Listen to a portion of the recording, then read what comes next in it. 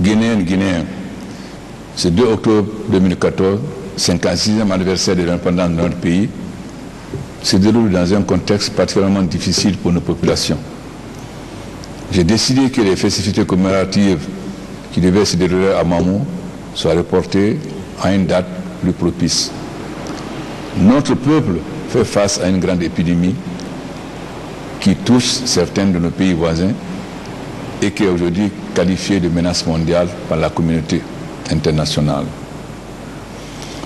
C'est la ville de Mamou qui sera le moment venu le point de convergence de l'ensemble des Guinéens pour cette indépendance ô combien historique que nous célébrons très prochainement. Au regard de ces immenses potentialités agro-pastorales et touristiques, cette région s'affirme comme un grand pôle économique en pleine évolution dans le vaste espace du Fouta et un acteur majeur dans la construction d'un État capable de relever les défis du futur. Je salue la détermination des forces vives des villes du Fouta qui, dans un contexte souvent difficile, œuvrent au quotidien avec assurance et confiance à la transformation qualitative de la Guinée. Je les renouvelle mes encouragements pour la dynamique instaurée afin d'accélérer le développement socio-économique de la région et partant de toute la Guinée.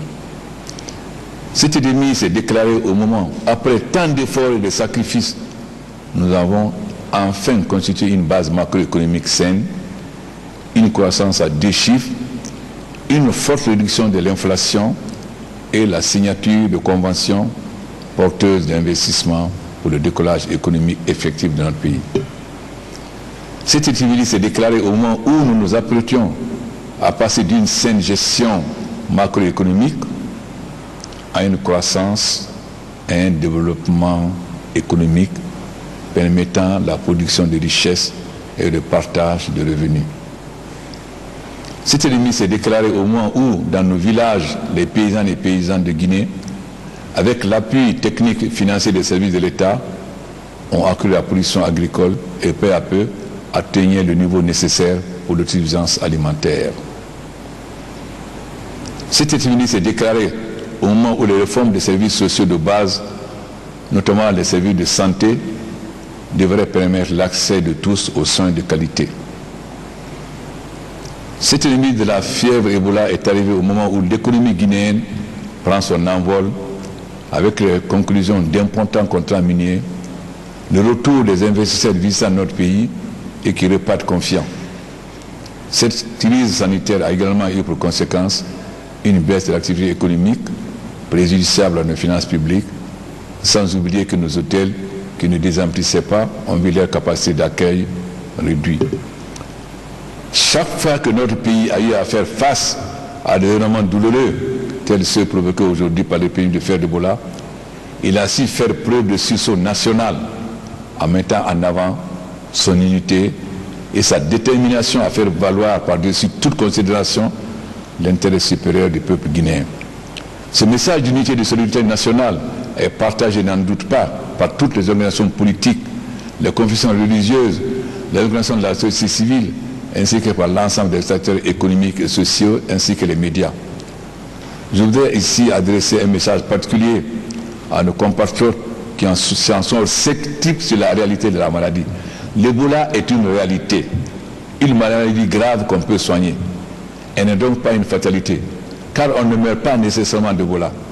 Si les prises en charge sont effectuées à temps et si les patients se présentent très tôt dans les différents centres de traitement, on peut guérir d'Ebola et les faits en attestent quotidiennement. Ainsi, la prévention de Téléminé a pu vaincre la maladie par la sensibilisation de toute la population et le respect des règles d'hygiène. Je demande donc la coopération de l'ensemble des populations pour ces actions de sensibilisation qui sont l'une des clés principales pour vaincre la maladie. Soyons tous Téléminé.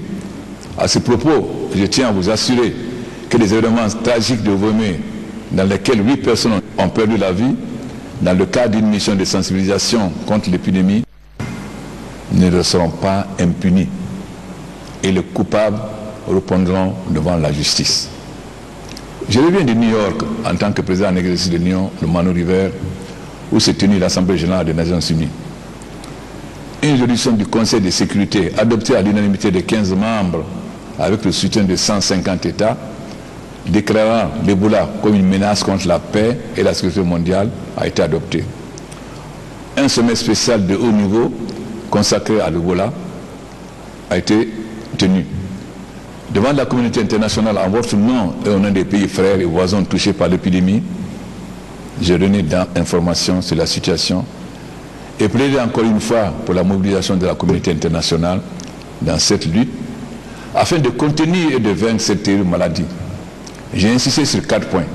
Premièrement, une intervention urgente pour mettre fin le plus rapidement possible à l'épidémie. Deuxièmement, le renforcement de notre système hospitalier de l'éducation afin que nous soyons en mesure de par nous-mêmes de faire face à toutes sortes de maladies. Troisièmement, une aide budgétaire conséquente pour compenser les pertes économiques subies par notre économie. Enfin, modifier la communication pour casser la psychose irrationnelle qui s'est emparée du monde. Il faut isoler l'Ebola et non le pays. Nous avons été entendus. La communauté internationale s'est fortement mobilisée pour appuyer les pays touchés et renforcer la coordination. L'engagement de la communauté internationale est symbolisé par l'adoption de la résolution 2177 du Conseil de sécurité relative au déploiement de la mission des Nations Unies pour l'action d'urgence contre l'Ebola. J'ai insisté pour que l'aide financière et technique de la communauté internationale soit consacrée à la gestion de l'urgence, mais également au renforcement des capacités institutionnelles, humaines, techniques et logistiques. J'ai également insisté sur l'évaluation et la gestion à court, moyen et long terme de l'impact de l'épidémie sur nos économies et nos sociétés. Je voudrais ici, au nom du peuple de Guinée, remercier les organisations internationales, l'Organisation mondiale de la santé, CDC Atlanta, Médecins sans frontières, la Croix-Rouge, etc. Nos remerciements vont également à nos partenaires bilatéraux, la France, les États-Unis d'Amérique, la Fédération de Russie, la Chine, Cuba, Japon et tant d'autres. Une reconnaissance particulière au Maroc, au Mali, à la France et à la Belgique.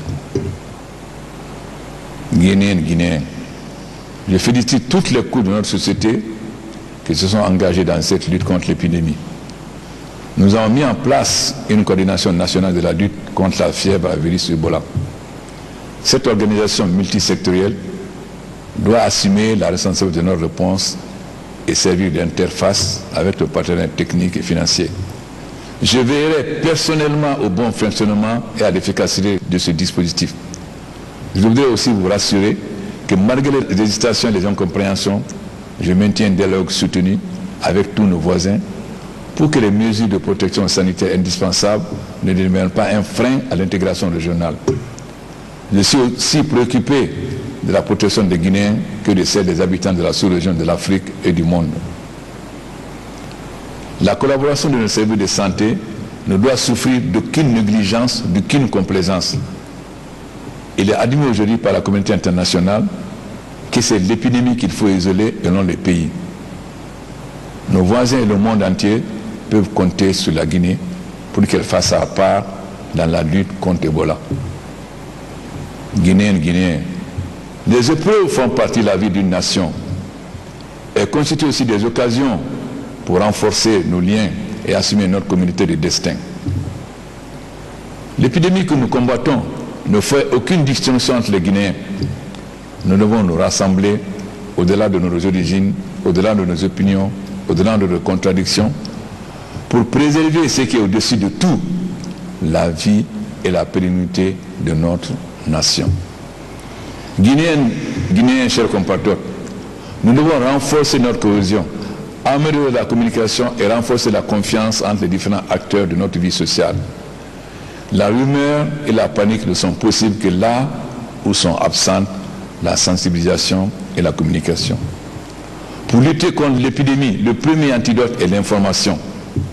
Je demande à toutes les structures d'État, aux syndicats, aux organisations de la société civile, aux organisations religieuses, aux partis politiques, de s'approprier, de transmettre davantage les messages de sensibilisation. Je demande également aux femmes et aux jeunes de Guinée de dire stop à Ebola. Je ne saurais terminer sans présenter mes condoléances aux familles de toutes les victimes de cet événement en Guinée, en Sierra Leone et au Libéria. Mes condoléances également aux familles et aux proches des victimes des douloureux et regrettables événements de Vomé dans la préfecture de Zerkoré. Ces événements nous interpellent sur la nécessité de la sensibilisation et l'indispensable restauration de l'autorité de l'État. Et je demande à l'ensemble des autorités religieuses de prier pour notre pays. Je vous remercie. Que Dieu bénisse la Guinée.